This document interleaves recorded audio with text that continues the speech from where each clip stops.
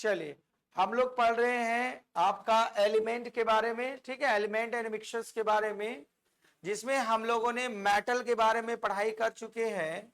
ठीक है, जैसा कि आप लोग जानते हैं कि वर्तमान में मुख्य रूप से कुल कितने आपके मेटल की संख्या प्राप्त हुई है, कितना प्राप्त हुआ है? अरे मेटल बोल रहे हैं, मेटल कितना प्राप्त हुआ है? 91 प्राप्त हुआ है। लेकिन टोटल एलिमेंट बोलेंगे तो टोटल कितना मिला हुआ है? एकदम इसको रटते रहो, जब तक ये चैप्टर चलेगा तब तक पूछेंगे। क्वेश्चन इसी से 2-3 तो दिया है। ठीक है, अगला क्वेश्चन है आपको लेबोरेटरी में कुल कितना एलिमेंट बना हुआ है? ठीक है, और नेचर से 9, नेचर से तो कंफ्यूजन में क्यों बोलते हैं? एक तो दिमाग में लोड हो जाना चाहिए। तो देखो, जैसा कि जानते हैं कि एलिमेंट को 3 भाग में बांटा गया था, metal, non metal and metalloid, जिसमें हम लोग मेटल के बारे में पढ़ चुके हैं। आज हम लोग पढ़ेंगे नॉन मेटल। नॉन मेटल का बेसिक आइडिया पहले ही बता चुके थे, जो आपको समझने में सहूलियत करे। तो देखो, बस मेटल का उल्टा होगा नॉन मेटल, सारा काम करेगा। क्योंकि आपको मेटल का प्रॉपर्टी अगर आप समझे हुए हैं तो नॉन मेटल बहुत आसानी से समझ जाइएगा। जैसा कि आपको बताया गया है,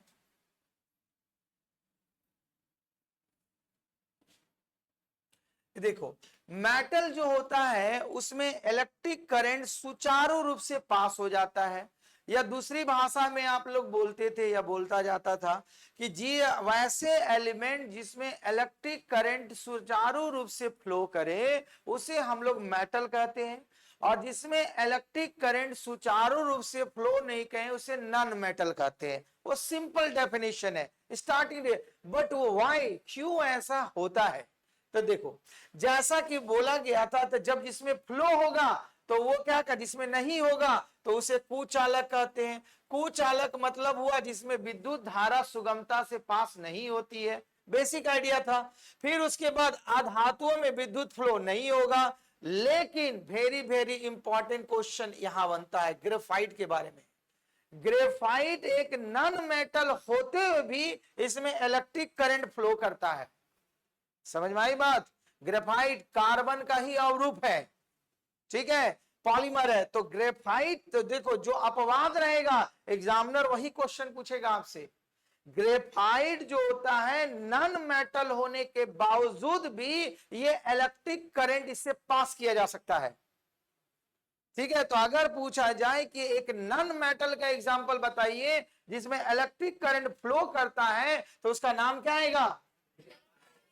ठीक है, इसीलिए अपवाद करके लिखा गया है। ठीक है, वर्तमान में नॉन मेटल की संख्या जो अभी पाई गई है वो 20 पाई गई है। कितनी पाई गई है? 20 पाई गई है। और ये लगभग अगर सभी के सभी जितने होते हैं गैसियस स्टेट में होते हैं, गैस होते हैं। नॉन मेटल जितने भी हैं वो लगभग गैस है, लेकिन ग्रेफाइट मेरा गैस है नहीं है, इसीलिए अपवाद के तौर पर लिखा गया है। और इसीलिए जो अपवाद रहेगा तो ग्रेफाइट से आपका इलेक्ट्रिक करंट जो होता है आपका फ्लो करता है। याद रहेगी बात? ठीक, तो इससे 2-3 क्वेश्चन इंपॉर्टेंट बनेगा। पहला क्वेश्चन बनेगा कि ग्रेफाइट जो होता है ये क्या मेटल की नॉन मेटल? नॉन मेटल, इससे इलेक्ट्रिक करंट फ्लो होगा कि नहीं होगा? होगा। वर्तमान में कुल कितने नॉन मेटल पाए गए हैं? 20। और मेटल कितना था? 91। तो 91 और 20 टोटल अभी कितना नंबर बन गया? 111। और टोटल मेटल, टोटल एलिमेंट कितना खोजा गया है? तो जो 7 बच गया वो मेटलॉइड बनेगा। समझ में आई बात? तो मेटल, नॉन मेटल और मेटलॉइड सभी का डिफरेंस पता चल गया आपको। ठीक, याद रखना, ये सब नंबर पूछ रहा है अभी। अगला क्वेश्चन देखो, जैसा कि अभी आपको मेटल के बारे में पिछली कक्षा में बताए थे, नॉन मेटल जस्ट उसका अपोजिट होगा। देखो इसमें क्या किया गया, नॉन मेटल है हाई आयोनाइजेशन पोटेंशियल होता है, और इलेक्ट्रोनेगेटिविटी एंड इलेक्ट्रॉन एफिनिटी इसमें हाई होने के कारण, which is why they do not loss the electron, इसमें हाई होने के कारण ये इलेक्ट्रॉन को रिलीज नहीं करता है। तो जब ये इलेक्ट्रॉन को रिलीज नहीं करेगा या लॉस नहीं करेगा तो उसमें इलेक्ट्रॉन फ्लो, आपका इलेक्ट्रिक करंट फ्लो होगा ही नहीं होगा। कि इलेक्ट्रॉन फ्लो होने के कारण उसका आयनाइजेशन पोटेंशियल लो होना चाहिए, बट इसमें आयनाइजेशन पोटेंशियल नॉन मेटल में हाई होता है, ज्यादा होता है। आयनाइज इलेक्ट्रॉन एफिनिटी ज्यादा होता है, हाई होता है। और क्या होता था मेटल में, क्या होता था, सब लो होता था, मेटल में सब लो होता था, जिसके कारण उसमें क्या हो जाता था, आपका इलेक्ट्रॉन को वो लूज करता था, इलेक्ट्रॉन को लूज करता था, इलेक्ट्रिक करंट पास होता था। और ये नॉन मेटल होता है, इलेक्ट्रॉन को लूज ही नहीं करता है। मोटा भाषा में जब कोई हटेगा तभी तो दूसरा आके बैठेगा, ये हटता ही नहीं, सब बॉन्डिंग होता है, तो इलेक्ट्रॉन को पास ही नहीं होने देता है करंट को।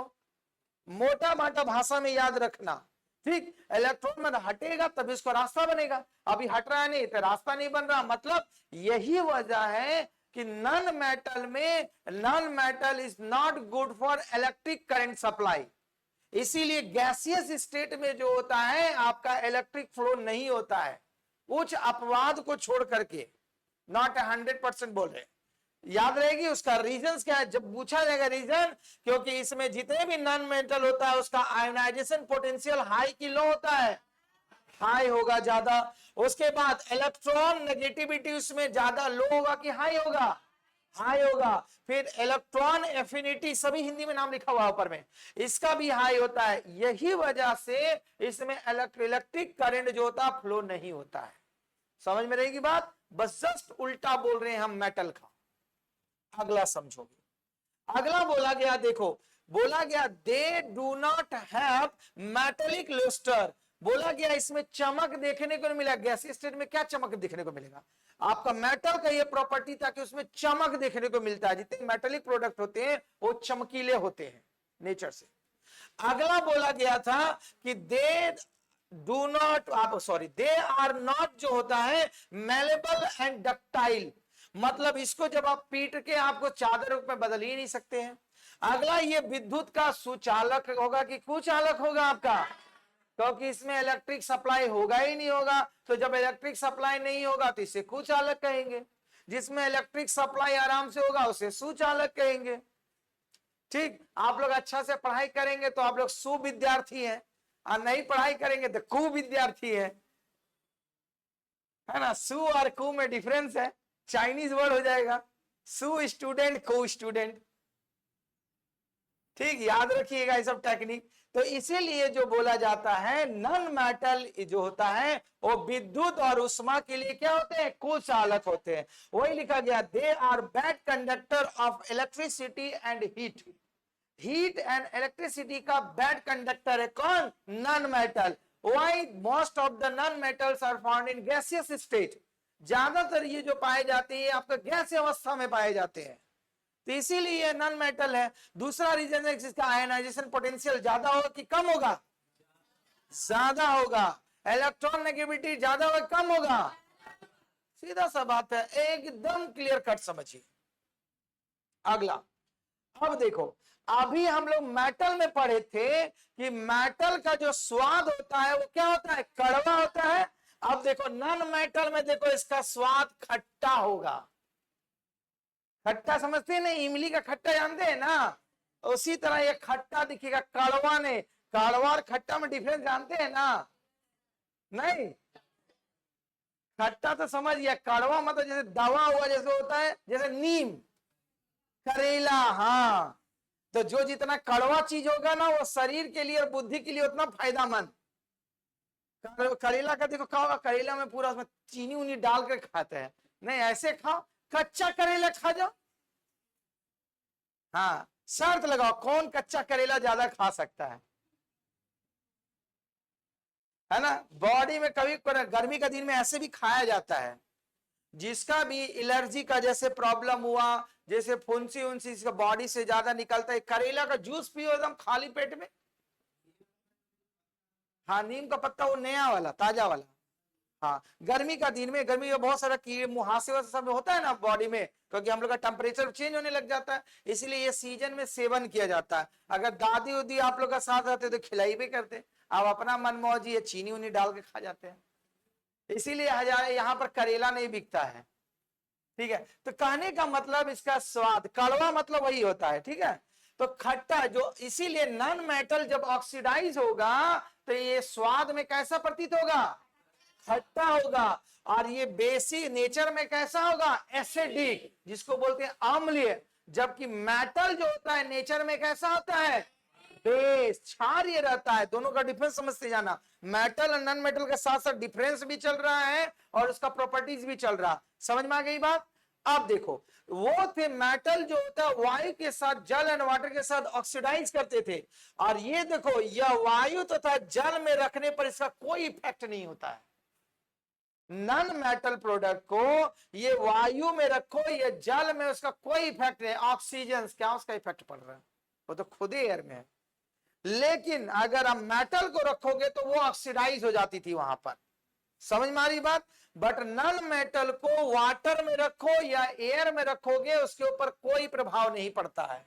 एग्जाम्पल का तौर पर जितने सारे गैस हैं, एग्जाम्पल का तौर पर लिखा सल्फर, फास्फोरस, कार्बन, ठीक। लेकिन नोट करके लिखा हुआ देखो, कार्बन एक ऐसा अवयव है जिसमें दोनों प्रॉपर्टी पाई जाती है, इसके साथ मेटल और नॉन मेटल का प्रॉपर्टी पाया जाता है। अभी थोड़ा देर पहले बताए हमने कि जो आपका ग्रेफाइट है वो कार्बन का ही अप्रूव है, ठीक है। तो इसीलिए बोला गया कार्बन के साथ विडंबना है, वो सस्पेंस में उसको रख दिया गया। वो कार्बन के साथ मेटल का भी प्रॉपर्टी पाया जाता है और नॉन मेटल का भी प्रॉपर्टी पाया जाता है। वही बोला गया कार्बन में धातु और अधातु दोनों के गुण देखे जाते हैं, क्योंकि धातु जो होता है इलेक्ट्रॉन को रिलीज करता है। जब कार्बन में जब मेटेलिक प्रॉपर्टीज पाया जाएगा तो वो इलेक्ट्रॉन को रिलीज करेगा, जिसके कारण उसमें इलेक्ट्रॉन जो होता है आपका इलेक्ट्रिक करंट फ्लो होता है, ठीक। तो एग्जाम्पल का तौर पर ग्रेफाइट बताया गया आपका।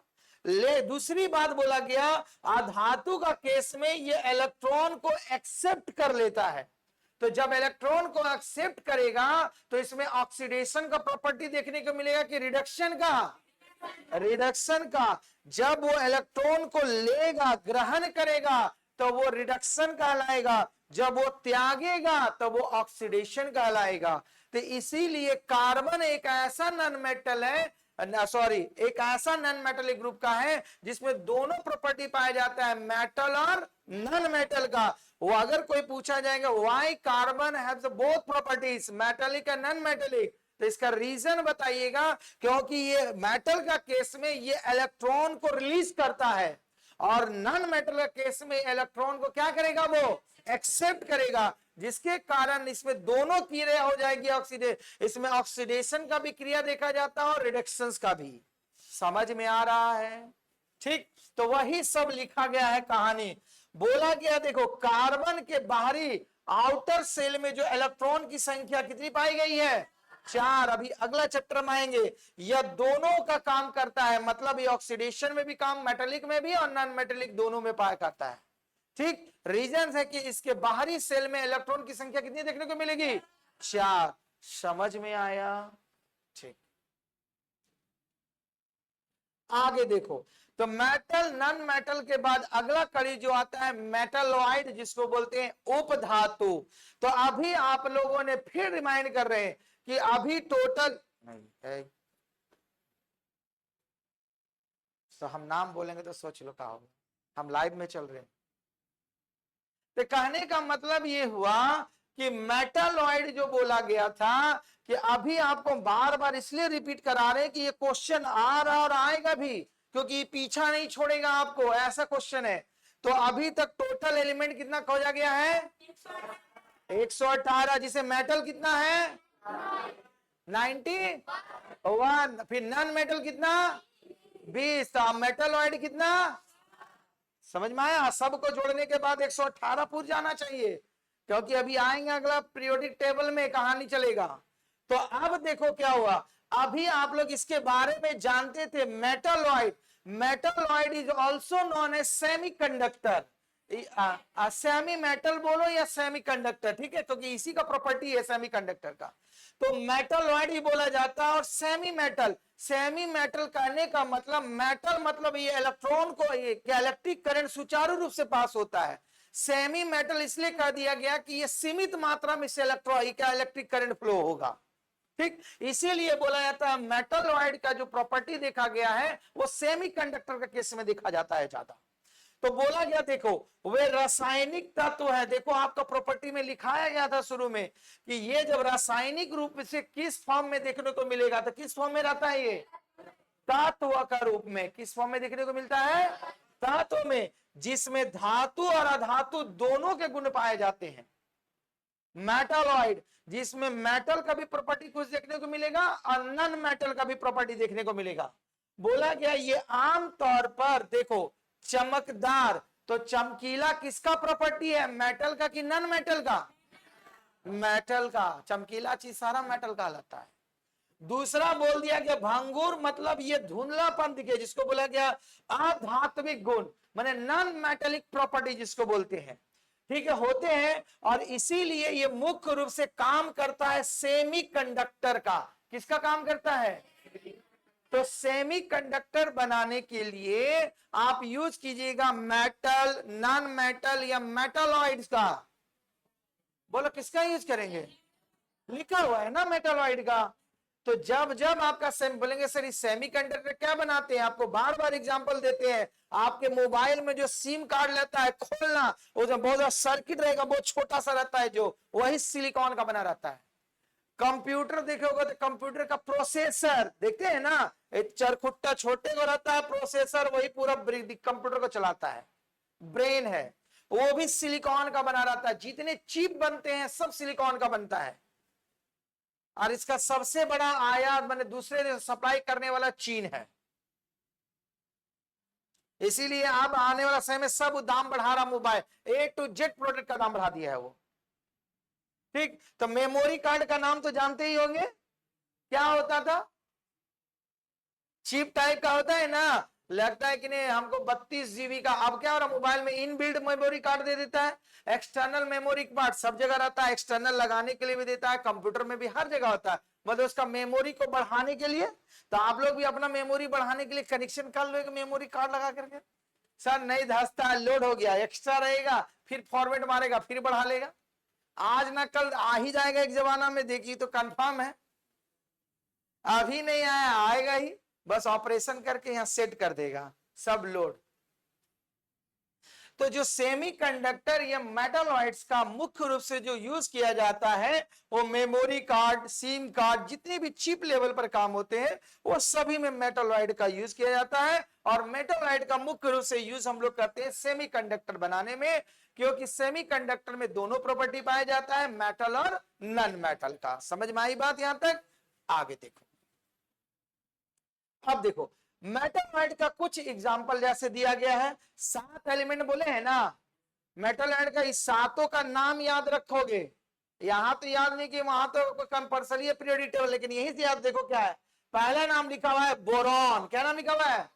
दूसरा है सिलिकॉन, थर्ड में क्या है? जर्मेनियम, फोर्थ में आर्सेनिक, फिफ्थ में पोलिनियम, सिक्स में टाइटेनियम, और सेवेंथ में एंटीमोनी। ये 7 जो होते हैं मेटालॉइड है। भूलोगे नहीं सातों का नाम, क्योंकि वहां नाम दे देगा और बोल देगा मेटल, नॉन मेटल, मेटालॉइड। काम है, याद रख सकते हो इसको। अब जो भी ट्रिक्स इसमें लगाना है, जोड़ घटा करके एक वो नाम उठा करके जैसे याद रखना है लिख लेना, ये अपने नामे बना लेना इसका। ठीक है, याद रहेगा ना? बोसिज आपोटीमा, पहला नाम याद रखना है। तो चलो ठीक है, तब नॉन जो आपका मेटालॉइड, 7 मेटालॉइड का नाम गिनाओ। Boron, silicon, germanium, arsenic, polonium, titanium और एंटीमनी। ठीक है, इसका फार्मूला भी लिखा हुआ है एंटीमनी का, एसबी। ठीक है, एसबीआई नाम याद रहेगा ना, आई को हटा देना, एसबी वो क्या क्या है? मेटालॉइड है। तो टोटल का टोटल 118 मेटालॉइड का ग्रुप बच चुका है। अब इस 18 100 मेटालॉइड को पूरा डिटेल में पढ़ोगे जब आपका इलेक्ट्रॉन का हम लोग कॉन्फ़िगरेशंस करेंगे, और जब हम लोग पीरियोडिक टेबल पर जाएंगे तब। आओ, उसके बाद दूसरा अभी हमने बता दिया कि उप धातु मतलब मेटालॉइड को हम लोग अर्धचालक या सेमीकंडक्टर कहा जाता है। और इसमें सबसे पॉपुलर जो सेमीकंडक्टर का नाम है, जिसका नाम क्या है आपका? सिलिकॉन। सिलिकॉन का बहुत ज्यादा यूज किया जा रहा है, इसीलिए सबसे ज्यादा महत्व इसी को दिया गया है। ठीक है। अगला बोला गया जिन उपकरण में सेमीकंडक्टर का प्रयोग होता है वो मुख्य रूप से किस स्टेट में पाए जाएंगे? सॉलिड स्टेट में। इसीलिए आप जो चिप लगाते हैं वो लिक्विड रहता है कि गैस रहता है?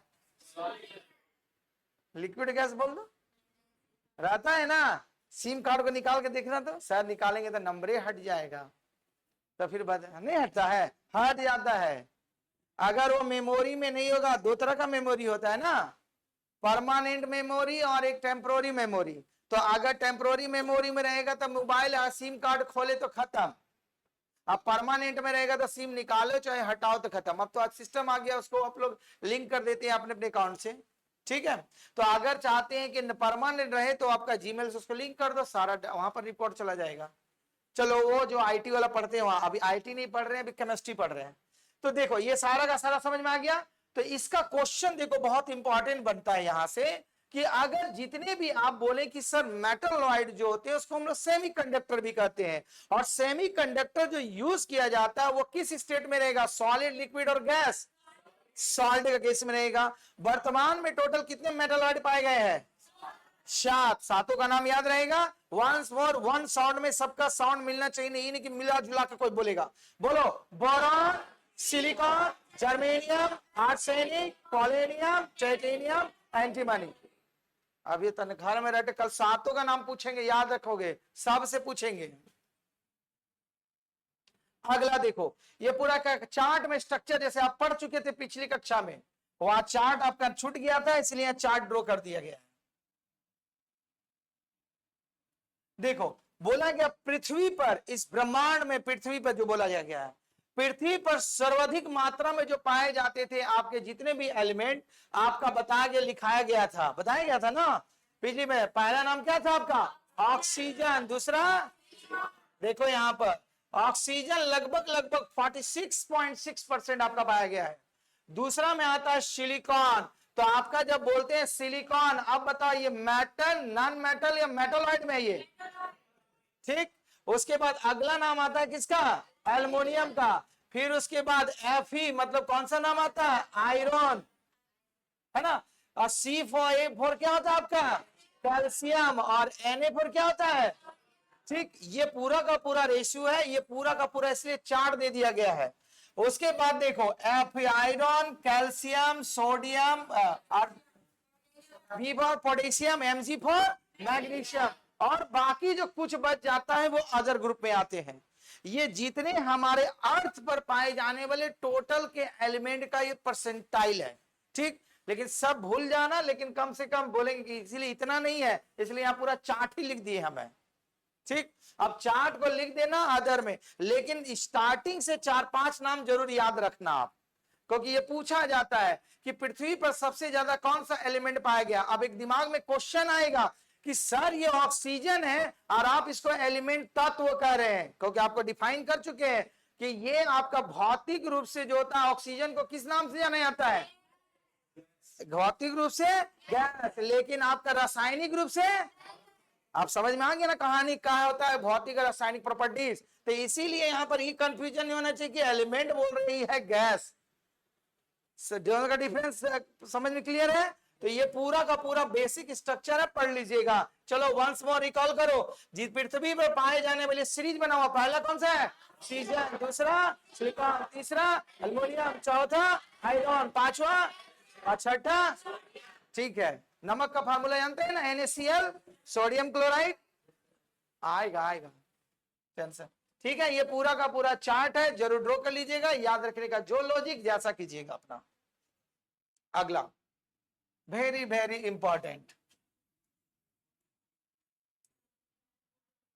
देखो बोला गया सवाल में पृथ्वी पर सर्वाधिक मात्रा में पाए जाने वाला एलिमेंट था। यहां हम देखो क्या लिख रहे, धातु, मेटल लिख रहे हैं हमें। तो जो सबसे ज्यादा मेटल पाया जाता है, देखो मेटल का सीरीज यहीं से चालू था ना, ठीक है। एल्युमिनियम पढ़े थे, तो देखो यहीं से चालू है, कहां चला गया? पीछे चला गया। देखो एल्युमिनियम, आयरन, फिर उसके बाद कैल्शियम, फिर सोडियम। ये सीरीज है, जो आगे भी बहुत सारा सीरीज है, फर्स्ट 4 याद रखना है। तो पृथ्वी पर पाए जाने वाली सर्वाधिक मात्रा में मेटल है। उसके बाद देखो शरीर में पाए जाने वाले एलिमेंट है, ध्यान से समझना, अलग अलग नाम डिफाइन किया गया है और तो सब एक के मत समझ लेना। यहां मेटल बोल रहे हैं, यहां एलिमेंट बोल रहे हैं, तो सबसे ज्यादा क्या आपको देखा जाता है? Oxygen, carbon, hydrogen, nitrogen, calcium. अब इसका देखो सीरीज में बोला जाएगा तो सर्वाधिक मात्रा में जो आपको देखने को मिलेगा धातु में, क्या बोल रहे हैं आपको? धातु मतलब मेटल में। ऑक्सीजन मेटल की नॉन मेटल? Non metal. इसीलिए तुम कॉन्सेप्ट क्लियर रखना। अगर धातु का केस बोला जाएगा कि मानव शरीर में सबसे ज्यादा मेटल क्या पाया जाएगा, तो कौन सा पाया जाएगा? कैल्शियम पाया जाएगा। और सबसे कम धातु पाया जाए तो क्या पाया जाएगा? मैग्नीज। ठीक है, जिसको Mn से रिप्रेजेंट करते हैं। एकदम बारीक से समझना, नहीं तो सब लगेगा एक ही बोल रहे हैं हमें। समझ में आए यहां तक? किसी को कोई दिक्कत? तो शरीर में सर्वाधिक मात्रा में कौन सा मेटल पाया जाता है? कैल्शियम। और सबसे कम? और एलिमेंट बोलेंगे तो सबसे ज्यादा ऑक्सीजन। ब्रह्मांड में सबसे ज्यादा है धातु। समझ में आ रही बात? उसके बाद अगली कक्षा में सॉल्यूशन पढ़ेंगे। धन्यवाद।